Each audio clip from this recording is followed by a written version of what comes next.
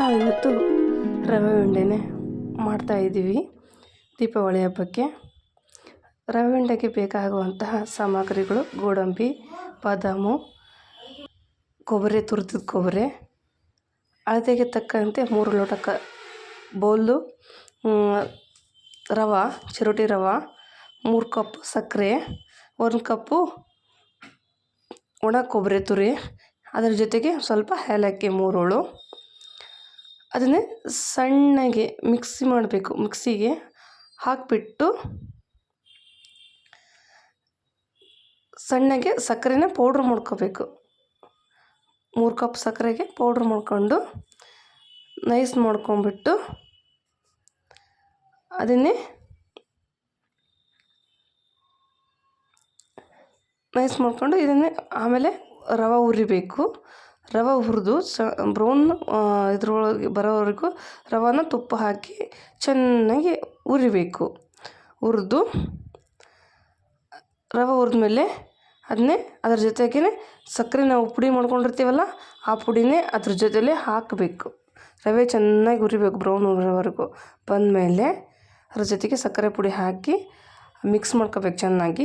ಗೋಡಂಬಿ ದ್ರಾಕ್ಷಿನ ತುಪ್ಪದಲ್ಲಿ ಹುರ್ಕೊಂಬಿಟ್ಟು ಅದಕ್ಕೆ ಸ್ವಲ್ಪ ಹಸೆ ಹಾಲು ಹಾಕ್ಬಿಟ್ಟು ಕೊಬ್ಬರಿ ಪುಡಿ ಹಾಕ್ಬಿಟ್ಟು ಸಣ್ಣಗೆ ಸ್ನ್ಯಾಶ್ ಮಾಡಬೇಕು. ಚೆನ್ನಾಗಿ ಸ್ನ್ಯಾಶ್ ಮಾಡಬೇಕು.